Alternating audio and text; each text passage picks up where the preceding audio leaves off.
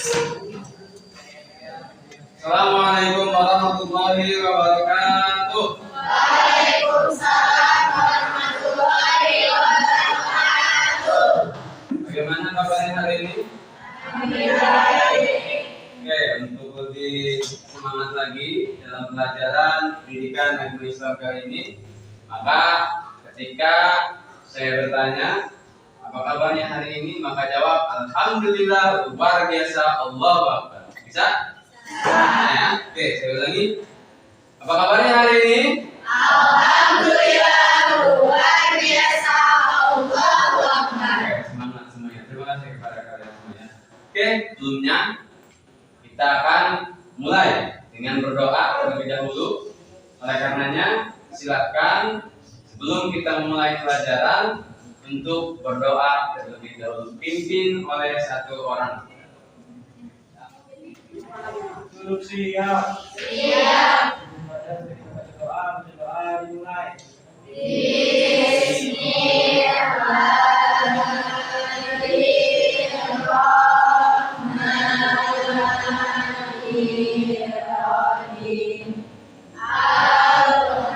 Alhamdulillahi Rabbil alamin. Ar-Rahmanir-Rahim. Maliki yaumiddin. Iyyaka na'budu wa iyyaka nasta'in. Ihdinas siratal mustaqim. Siratal ladzina an'amta 'alaihim ghairil maghdubi 'alaihim waladdallin. Amin. Bismillahirrahmanirrahim. Rabbi zidni ilman warzuqni fahman. Ya Allah, tambahkanlah ilmuku dan berilah aku pemahaman yang baik. Amin. Salam. Assalamualaikum warahmatullahi wabarakatuh. Waalaikumsalam warahmatullahi wabarakatuh.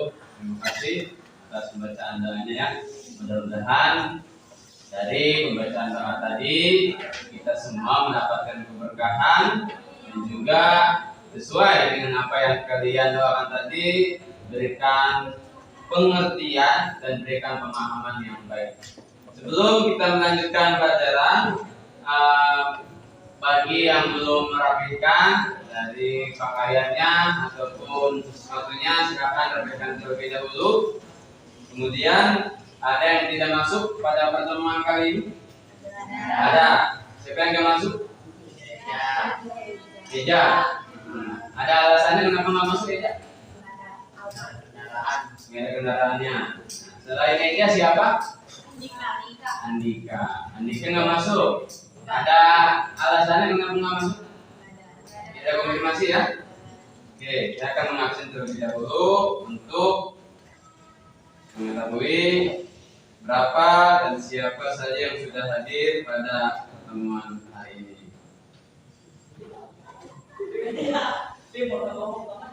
Ada Indriana, Anissa Suganda, Anissa Mulia Maulidina. Yang pertama, kompetensi apa yang harus kalian miliki dan juga tujuan pembelajaran pada siang hari ini sampai dengan materi apa yang harus kalian kuasai? Yang pertama yaitu menganalisis penyelenggaraan sholat jenazah dengan indikator menjelaskan tata cara penyelenggaraan jenazah sesuai dengan hukum syariat Islam. Yang kedua, lagi kita yaitu menyajikan paparan tentang hikmah dan manfaat tata cara penyelenggaraan jenazah. Kemudian potensi dasar yang ke-4.2 menyajikan prosedur sholat jenazah. Kemudian indikatornya adalah mempraktikkan penyelenggaraan jenazah, takziah dan juga dialog sesuai hukum syariat Islam. Adapun tujuan pembelajaran kita pada siang hari ini adalah setelah kalian nanti berdiskusi dan menggali informasi, siswa mampu mempelajari tata cara penyelenggaraan jenazah sesuai hukum syariat dan dengan benar. Kemudian setelah proses pembelajaran, siswa mampu menyajikan paparan tentang hikmah dan manfaat tata cara penyelenggaraan jenazah dengan tepat. Ketiga, setelah proses pembelajaran, siswa mampu menyajikan paparan tentang makna, kemudian dan contoh tata cara penyelenggaraan jenazah dengan baik. Yang terakhir, setelah proses pembelajaran, siswa dapat mempraktikkan penyelenggaraan jenazah dan takziah dan juga dialog sesuai dengan. Perhatikan fenomena yang dimana fenomena ini adalah kejadian alam yang banyak menelan korban. Ya, yang pertama kita lihat di sini ada bencana alam. Ini juga sama bencana alam. Kemudian yang kemarin yang baru saja kita lewati, ya, yaitu pandemi COVID-19.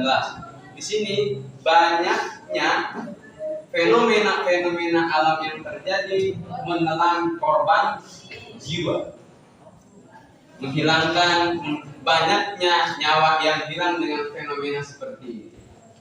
Menurut pendapat kalian, karena fenomena ini menelan banyak jiwa, otomatis banyak juga para jenazah yang meninggal. Maka kira-kira dari sekian fenomena ada banyak jenazah yang meninggal, apa saja yang harus kita lakukan terhadap penyelenggaraan jenazah? Ada yang mau menjawabnya? Bagaimana kita sebagai muslim ataupun kita sebagai orang muslim yang masih hidup, kewajiban kita terhadap jenazah yang pertama? Yang pertama apa? Yang pertama? Oke. Yang pertama itu adalah yang kedua? Yang kedua? Setelah memandikan? Yang keempat? Oke, maka nanti akan dikaji bagaimana kewajiban kita. Karena ini menjadi kewajiban kita seorang muslim yang masih hidup terhadap para jenazah, baik itu yang terkena bencana alam maupun itu memang yang meninggal gara-gara dia sakit. Nah, kemudian untuk lebih memperjelas lagi, silakan nanti kalian menyimak tayangan video nanti yang disajikan. Kemudian bila ada pertanyaan ataupun silakan berikan komentar ataupun pendapat kalian dari video yang ditampilkan.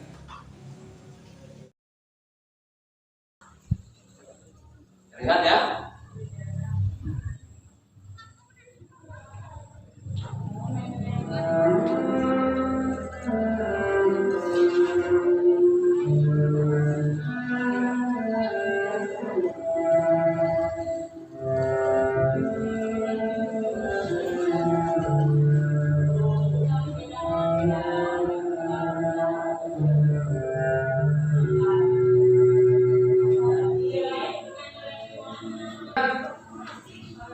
Bagaimana selanjutnya?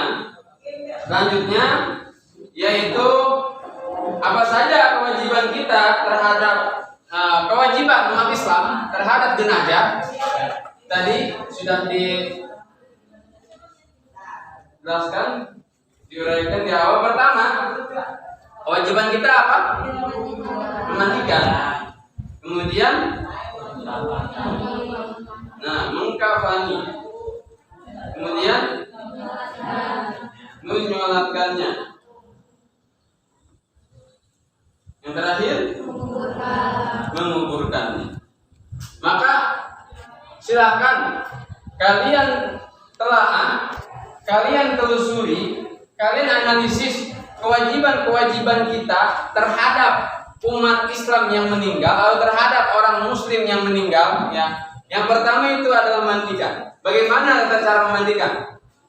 Kemudian apa saja alat-alat yang dibutuhkan ketika kita memandikan jenazah. Kemudian mengkafani. Bagaimana proses mengkafani?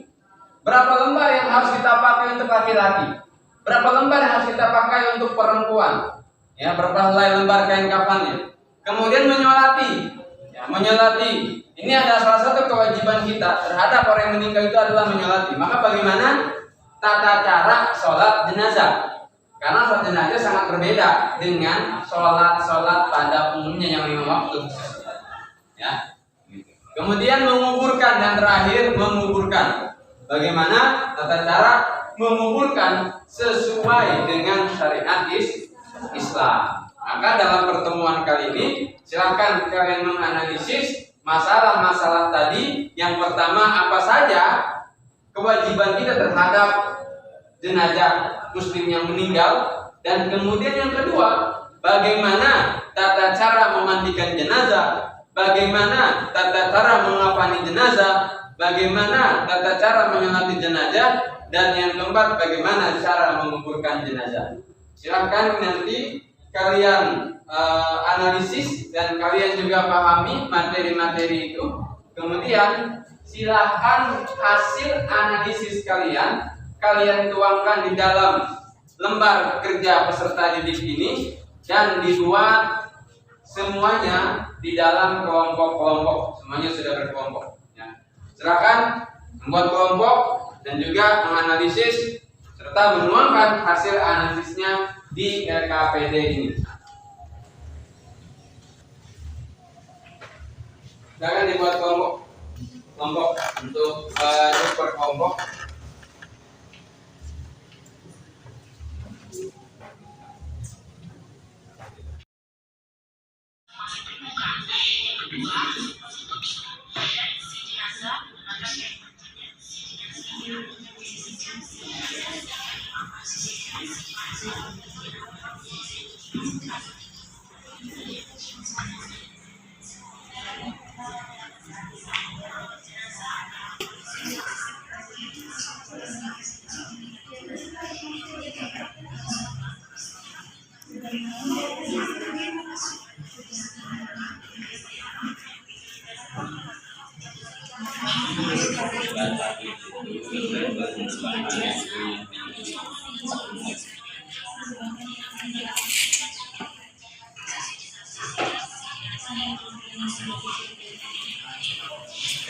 Anak-anak sekalian, setelah kalian berdiskusi dan juga kalian sudah mengambil beberapa